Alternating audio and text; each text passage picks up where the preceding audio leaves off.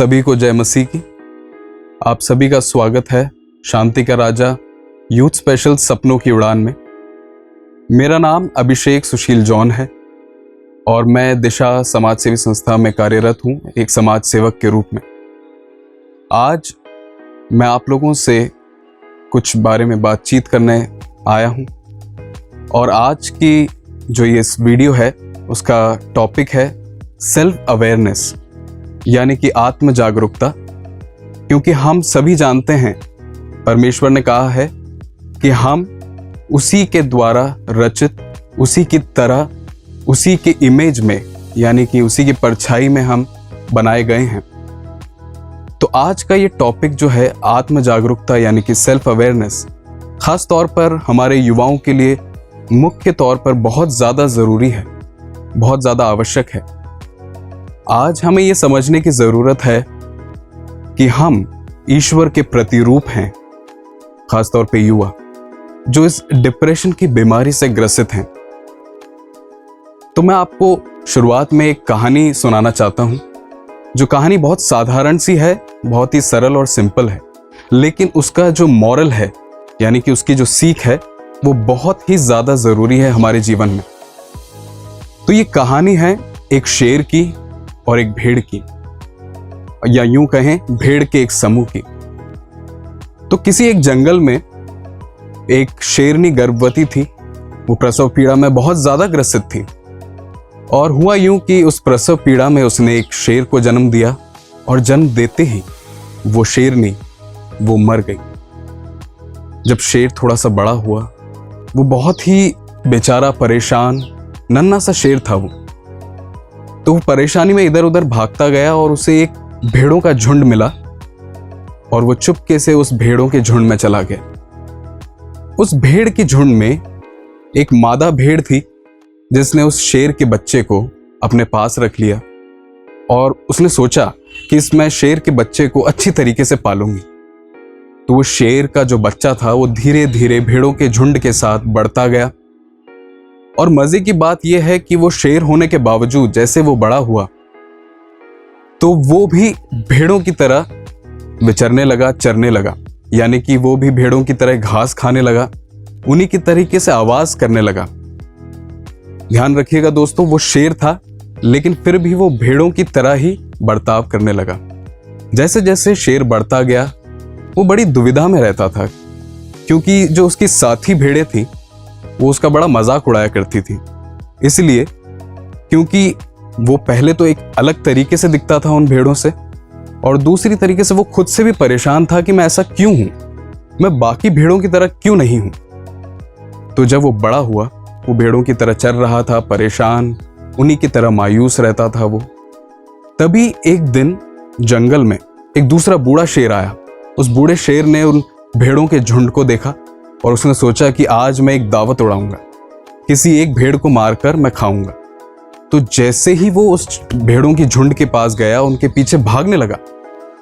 भेड़ों ने उस शेर को देखा और वो भेड़ें भागने लगी, और उस भेड़ों के झुंड में जो शेर था, जो अपने आप को भेड़ मानता था, भेड़ समझता था, वो भी बाकी भेड़ों को देखकर भागने लगा। उसने सोचा कि ये शेर मुझे मार देगा क्योंकि मैं भी एक भेड़ हूं। तो जैसे ही वो भेड़ों के झुंड में अफरा तफरी मच गई और सारी भेड़ें भागने लगी, वो शेर भी भागने लगा। तो बूढ़ा शेर जब भाग रहा था भेड़ों के पीछे, तो उसने देखा इस जवान से शेर को और उसने पाया ये शेर इन भेड़ों के झुंड में क्या कर रहा है। वो खुद परेशान हो गया कि ये एक शेर जो है वो भेड़ों के झुंड में भाग रहा है। तो उसने बाकी भेड़ों को दूर कर दिया। उसने देखा नहीं कि बाकी भेड़ हैं या नहीं। वो उस शेर के पीछे दौड़ा और दौड़ते ही उसने उस जवान शेर को पकड़ लिया। वो जो जवान शेर था बहुत डर गया एकदम से। उसने बूढ़े शेर से गुहार लगाई कि प्लीज मुझे माफ कर दो, मुझे मत खाना, मैं एक नन्ही सी भेड़ हूं, प्लीज मुझे मत मारो। तो जो बूढ़ा शेर था बड़े अचंभे में वो देख रहा था उस जवान से शेर को, ये कैसा बर्ताव कर रहा है, ये एक शेर है लेकिन फिर भी भेड़ों की तरह बर्ताव कर रहा है। तो उस शेर को थोड़ा समझ नहीं आया शुरू में, लेकिन धीरे धीरे वो समझा। तो उसने उस जवान शेर को पकड़कर एक दरिया किनारे ले गया। बूढ़ा शेर और जवान शेर दोनों दरिया किनारे खड़े थे। तो बूढ़े शेर ने जवान शेर को बोला, अब इस दरिया के अंदर देखो। तो जैसे ही दोनों ने, बूढ़े शेर और जवान शेर ने दरिया के अंदर देखा, तो जवान शेर ने पाया कि मैं तो बिल्कुल ही अलग रूप से हूं और जो बूढ़ा शेर है वो भी बिल्कुल मेरी तरीके से दिख रहा है। और जैसे ही उसने उस प्रतिबिंब, अपने रिफ्लेक्शन को उस दरिया के अंदर देखा, तो उसके अंदर एक आत्म जागरूकता की भावना पैदा हुई। उसने अपने आप को पहचाना कि असल में वो कौन है और क्या है। और जब उसे उस बात का आभास हुआ तो उसने जोर से दहाड़ लगाई और उस दहाड़ से पूरा जंगल गूंज उठा। अब वो शेर जान चुका था कि वो कौन है। उसने सारी भेड़ों के साथ जाके, उनके पास जाके उनको बोला कि मैं एक शेर हूं, और फिर से उसने दहाड़ लगाई और सारी भेड़ें भाग गईं। हाँ दोस्तों, आज के हमारे जो युवा हैं, जो ईश्वर के प्रतिबिंब हैं, प्रतिरूप में बनाए गए हैं, उन्हें ये नहीं पता है कि वो कितने अमूल्य, अनमोल और प्रभु के दिए हुए वरदानों से पूरे भरे हुए हैं। वो नहीं जानते इस बात को। तो मैं युवाओं से आज यही दरख्वास्त करना चाहता हूं कि अपने आप को पहचानिए। ईश्वर ने हमें उनके प्रतिरूप में बनाया है। बहुत तरह की चीजें हमारे अंदर डाली हैं। किसी को अच्छा पेंटर बनाया है, किसी को अच्छा डांसर बनाया है। मैं एक छोटा सा उदाहरण आपको देता हूं। एक अच्छा फुटबॉल का खिलाड़ी और एक अच्छा पेंटर दोनों अलग अलग हैं, लेकिन एक अच्छा फुटबॉल खेलने वाला अच्छा फुटबॉल खेल सकता है और एक अच्छा पेंटर पेंटिंग कर सकता है। लेकिन अगर आप इन दोनों जो प्रोफेशन है इसको मिक्स कर देंगे तो कुछ अलग ही बनेगा। अगर पेंटर को बोला जाए फुटबॉल खेलो तो वो फुटबॉल नहीं खेल पाएगा। अगर फुटबॉलर को बोला जाए आप पेंटिंग करो, वो नहीं कर पाएगा। लेकिन मैं एक बात बता दूं आपको, पेंटर को अगर कहा जाएगा फुटबॉल की पेंटिंग बनाइए तो वो बहुत खूबसूरती से उस फुटबॉल की पेंटिंग बना सकता है। और फुटबॉल जो खेलता है खिलाड़ी, वो एक अच्छा फुटबॉलर है, उसके जैसा कोई फुटबॉल नहीं खेल सकता। तो मेरी युवाओं से ये दरख्वास्त है कि अपने अंदर में जो प्रभु के वरदान हैं उसको पहचानना जरूरी है। मीनिंग ऑफ लाइफ जो प्रभु ईश्वर हमें सिखाता है कि खुद से प्यार करो और दूसरों से भी ऐसा ही प्यार करो जैसा कि तुम अपने आप से प्यार करते हो। अगर मैं अपने आप से ही प्यार नहीं करूंगा तो मैं दूसरों से क्या खाक प्यार कर सकता हूं। तो मीनिंग ऑफ लाइफ हमें समझने की जरूरत है दोस्तों। मीनिंग ऑफ लाइफ का मतलब होता है the gifts which you have given by God. तो जो परमेश्वर के द्वारा आपको जो वरदान मिले हैं, हो सकता है आप अच्छे पेंटर हों, अच्छे डांसर हों, अच्छे सिंगर हों, आप में बहुत तरह तरह की और भिन्न भिन्न तरह की क्वालिटीज हों, लेकिन आपको ये पहचानने की जरूरत है the gifts which you have, that is the meaning of life. जो आपके अंदर जो वरदान है वो आप बाहर की दुनिया में किस तरीके से उपयोग में ला सकते हैं। कोई अच्छा गाना गाता है तो वो गाने के माध्यम से प्रभु की वंदना आरती करता है। प्रभु कहता है कि मेरे नाम की महिमा कीजिए। महिमा का अर्थ ये नहीं है कि आप चर्च में खड़े होकर गाने गा रहे हैं या दुआएं कर रहे हैं बड़ी बड़ी। अगर मान लीजिए मैं एक अच्छा लेखक हूं तो मेरे द्वारा मैं प्रभु की महिमा कैसे कर सकता हूं। एक अच्छे लेखक के तौर पर मैं ऐसी ऐसी बातें लिख सकता हूं जिससे मैं दूसरों के जीवन में बदलाव ला सकूं, तब मैं प्रभु की महिमा कर रहा हूं। अगर मैं अच्छा एक समाज सेवक हूं तो मैं अपने कार्य द्वारा प्रभु की महिमा कर सकता हूं, दूसरों की मदद करके प्रभु की महिमा कर सकता हूं। अगर आप अच्छा लिखते हैं, अच्छा पढ़ते हैं, अच्छा बोलते हैं, तो आप प्रभु की महिमा अपने कार्यों द्वारा कर सकते हैं। इसे कहते हैं हम प्रभु की महिमा करना। और प्रभु हमें यही कहना चाहता है कि अपने आप को पहचानिए, क्योंकि मैंने तुम्हें अपने प्रतिरूप बनाया है। बहुत बड़ी बात है कि ईश्वर कहता है कि मैंने अपने प्रतिरूप बनाया है तुम्हें। तो अगर हम डिप्रेशन में जाते हैं और अपने आप को नुकसान पहुंचा रहे हैं, इसका मतलब हम ईश्वर को नुकसान पहुंचा रहे हैं, उसकी इस प्रकृति को नुकसान पहुंचा रहे हैं, जो कि एक बहुत बड़ा पाप। तो आज हमें यह समझने की जरूरत है कि हम कौन हैं। हम ईश्वर के चुने हुए लोग हैं, चुनी हुई प्रजा है। और सिर्फ ईसाई होने से ही चुनावा नहीं होता है, बपतिस्मा ग्रहण करने से ही आप ईसाई नहीं कहलाते हैं। ईसाई वो होते हैं जो प्रभु के वचन पर चलते हैं। Word of God and work of God, ये दो अलग चीजें हैं दोस्तों। वर्ड ऑफ गॉड है प्रभु का वचन जो हम सुनते हैं, हम पढ़ते हैं।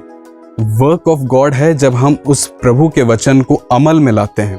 समाज में सामाजिक लोगों के साथ, गरीबों के साथ, जो दुखी हैं उनके साथ, ऐसी माताएं बहनें जो विधवा हैं, अनाथ हैं उनके साथ, जो निसहाय लोग हैं उनके साथ। तो हम ईसाई होने के नाते वर्ड ऑफ गॉड पे हम भले ही काम कर रहे हों, लेकिन आज के युवा को ज़रूरत है वर्क ऑफ गॉड। हमें ईश्वर के लिए कार्य करने हैं और ऐसे महान कार्य जिससे हम दूसरों को कुछ दे सकें। मेरे अंदर जो वरदान हैं, जो प्रभु ने मुझे दिए हैं, मैं उनका किस तरीके से दूसरों के जिंदगी में बदलाव लाने के लिए अपने कार्य कर सकूं। तो प्रभु का वचन यही कहता है कि तुम अकेले नहीं हो, प्रभु हमेशा हमारे साथ। वो जब भी हम दुखी होते हैं, हमारा दिल उदास होता है, वो हमारे पास बैठा होता है। जब हम रोते हैं तो हमारे पास बैठकर वो भी रोता है। ये हमें समझने की जरूरत है। जब आप प्रभु का वचन पढ़ेंगे तो उसमें पाएंगे कि प्रभु हमेशा ये कहता है कि अगर तुम दुख से हो, बोझ से दबे हुए हो, परेशान हो, हताश हो, तुम मेरे पास आओ। लेकिन मैं ये कहता हूं दोस्तों कि आपको पास जाने की जरूरत नहीं है। बस दिल से उन्हें याद कीजिए, प्रभु आपके साथ ही मौजूद हैं। बस आपको पहचानने की जो जरूरत है वो है खुद को। अगर मैं अपने आप को जानता हूं तो मैं अपने ईश्वर को भी जानता हूं, और अगर मैं अपने वरदानों को जानता हूं, इसका मतलब मैं प्रभु की महिमा करता हूं और मैं अपने वरदानों को दूसरों के इस्तेमाल में लाता हूं। तो आप ये सोचिए कि परमेश्वर हमेशा खुश रहता है, उसके चेहरे पर एक मुस्कान रहती है कि मेरे बेटे या बेटी ने मैंने जो सिखाया है उस तरीके से काम किया है। तो दोस्तों, मैं चाहता हूं कि जो हमारे युवा हैं, यूथ खास तौर पर, और मैं शांति का राजा चैनल को भी धन्यवाद देता हूं कि इस तरीके की सीरीज सपनों की उड़ान जो उन्होंने शुरू किया है। आज हमारी यूथ को जरूरत है, वो डिप्रेशन में है, कोई बात नहीं, परमेश्वर आपके साथ है। उसका हाथ हमेशा आपकी तरफ आगे बढ़ने को तैयार है। बस जरूरत है तो आप अपने आप को पहचानें और ईश्वर को पहचानें, और जैसा वो कहता है वैसे काम कीजिए।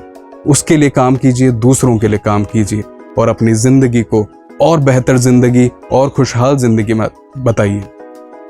आखिरी बात ये कहना चाहूंगा दोस्तों कि अगर आप दूसरों के लिए अगर कुछ करते हैं तभी परमेश्वर खुश होता है। तो ईश्वर यही चाहता है और यही संदेश देता है कि तुम्हारे वरदानों को दूसरों के काम में लगाइए, और अगर आप दूसरों को खुशी दे सकते हैं तो मैं कहता हूं कि ईश्वर भी खुश होगा, प्रसन्न होगा और आपको हमेशा सुखी और तंदुरुस्त रखेगा। इसी संदेश के साथ मैं आज का टॉपिक यहीं समाप्त करता हूं। Praise the Lord.